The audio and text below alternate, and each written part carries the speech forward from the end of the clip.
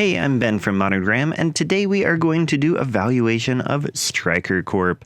So be sure to stick around to hear what I think of this company. Now, Stryker Corp has the ticker SYK, and the current price is $218.22. The sector is healthcare, and the industry is medical devices and instruments. These figures here are the most important numbers from the balance sheet in my valuation metrics.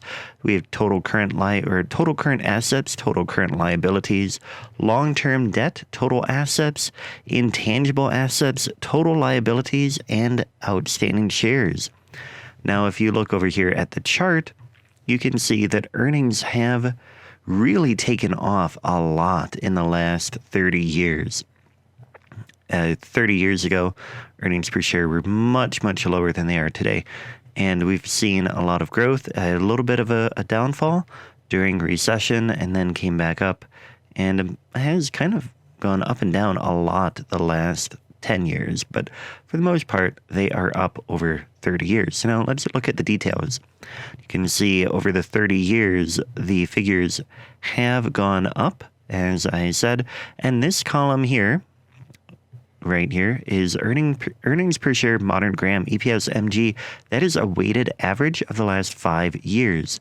So we're looking at these 5 here. We put the most weight on the current year and the least weight on 5 years ago to get a weighted average of 602 for the current earnings. And using a weighted average really in a normalize, or like it normalizes the business cycle and it kind of smooths out that curve from ups and downs in the business. So you can see that the earnings per share modern gram have been pretty steadily rising despite the swings that the company has had. That's the whole purpose of the weighted average there. Dividends, we have seen a good rise in dividends too, and this column here shows dividend growth.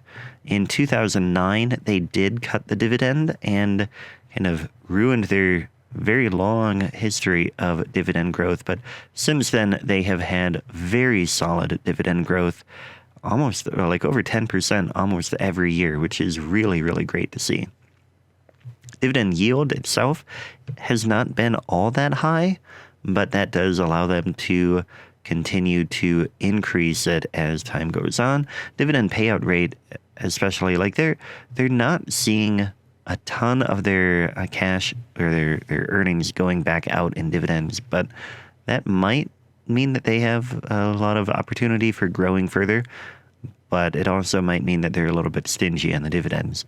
Now, Stage 1 of the modern gram analysis is to determine if the company is suitable for the defensive or enterprising investor. And remember, the defensive investor is somebody who is not willing to go through a lot of research. So it has very stringent requirements for companies to pass in order to be suitable. And here, the first test is market cap. It has to be over $2 billion. Of course, this one has $86.7 billion in market cap, so it passes that test. Current ratio has to be greater than 2. This one just barely passes that with a current ratio of 2.00 rounded. So it has that pass, but it just barely does. Earnings stability, 10 years of positive earnings. We have that for Stryker, so we pass there. Dividends, 10 years of dividend payments. We have that, so we have a pass there. Increase of 1/3 in earnings per share in the past 10 years. We have that too. It's grown over 100%. So it's more than doubled in the last 10 years, so pass there.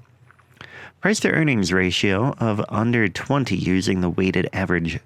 So we take the price divided by the earnings per share modern gram, and we get the price to earnings ratio of 36.25. Well, that is more than 20. So we fail there.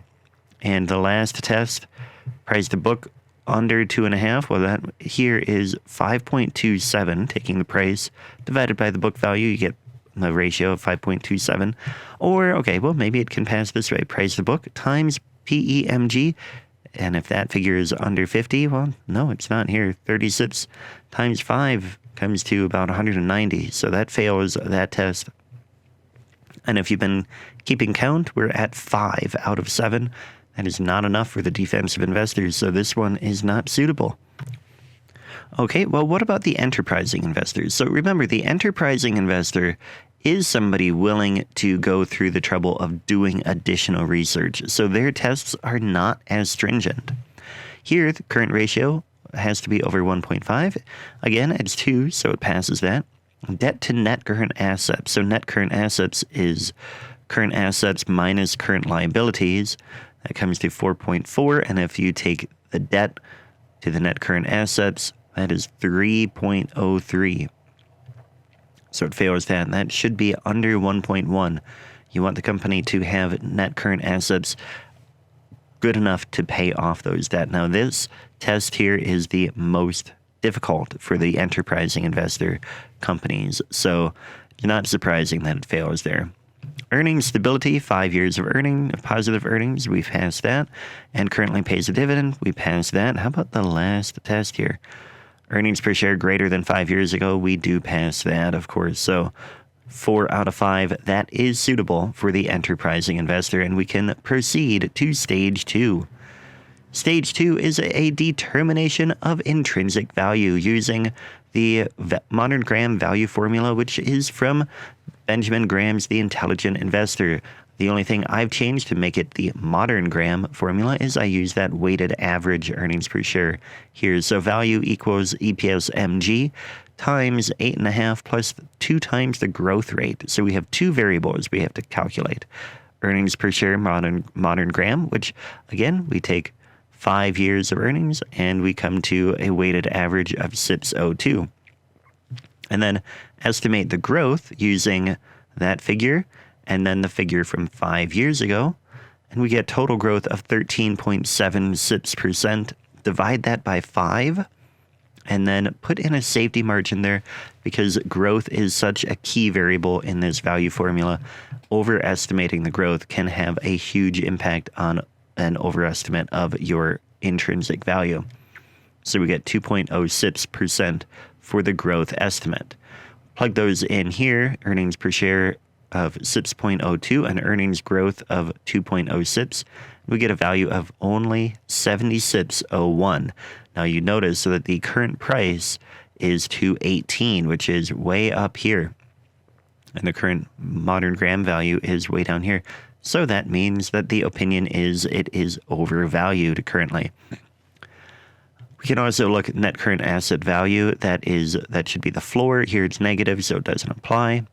Modern Graham value based on 3% growth. If you disagree with the 2% growth and you want to say that the company will grow at 3% perpetually, well, then it's still only worth 87.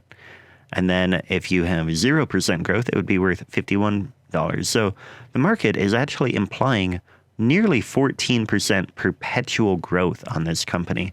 And you calculate that by putting price in for value in the formula and then solving for the growth rate. So we get to 14%, and that's saying that the market thinks that this company will grow by 14% forever. And if you agree with that, then it might be fairly valued. If you think it will grow even more than that, then it would be undervalued. That's another way of looking at the value, is by determining what the implied growth rate is. Coming down here to the modern Graham grade, investor suitability, it is suitable for the enterprising investor, so it gets 1.5 points. It's overvalued, so no points there. It's not trading below its Graham number, which we'll talk more about that in a moment, so no points there. It does not have long-term dividend growth, so no points there. It does not pay a dividend over 2%. No points there. The PEMG is actually below the industry average. So we do get 0.5 point for that, and it's not trading below its net current asset value. No points there. We come to a score of 2, which is a C grade. Moving on. Now, if you were to decide that this is suitable for you, and you think that it is undervalued, maybe because you put a lot of weight in your own analysis on that PE ratio versus the industry average, then you need to do further research. And looking at the net current asset value, again, that creates a floor for the value. And here it's negative, so it does not apply. The Graham number formula is another way that a lot of people like to look at Benjamin Graham's teachings. This is a formula that is derived from the defensive investor requirements, and using that, we get a number of 82.55, and clearly we're trading well above that. So in this situation, it would be overvalued based on the Graham number formula as well. The PEMG, again, it's 36.25. That's one that you might want to consider. And other useful information, current ratio is 2, price to book ratio is 5.27, dividend yield is 1.21%, and there have been 13 consecutive years of dividend growth. Now, stage 4 of the analysis is to look at the chart. And of course, normally, if this was undervalued, we'd be at the point and I'd be saying that, okay, now you have determined that it is suitable for your portfolio, and now you're trying to figure out the best time to buy. Well, we decided that it was overvalued, and so now we're just looking at this and trying to see, is the market going to bring this down to bring it into a good value anytime soon? Because it is suitable for the enterprising investor. It's just a matter of getting the right value. And so we want to look at the chart just to take a look at here. And you can see that, okay, it came up here, it hit some high levels up here, and then it had trouble surpassing that. Came back down, it had, this is a point that is a major support and resistance line. It had some bouncing there and there. It had some bouncing around that figure again. And in fact, if we go back, it kind of bounced around there in this area. And so that, whoops, I don't mean to move that. We're going to keep that there. And then this line is another one where it is kind of in there. And I'd say that between these lines is really the point that is a support and resistance level, is that zone. The same thing down here. Lately, we have had a big bouncing around a support level here where it came down, it kind of broke through that, and it came back up and hovered there, and then came back down a little bit and found another support level, but then it broke up through that again, and it bounced, and it came back down. Now, here we kind of have a double top here. It hit the same spot right about, and now I'd be very interested to see what happens when it comes back down to this level. If it bounces up, it's probably going to be stuck in this range for a while. If it falls through here, then I would expect that it will test this 190. And if it falls through that, then we have to go back farther.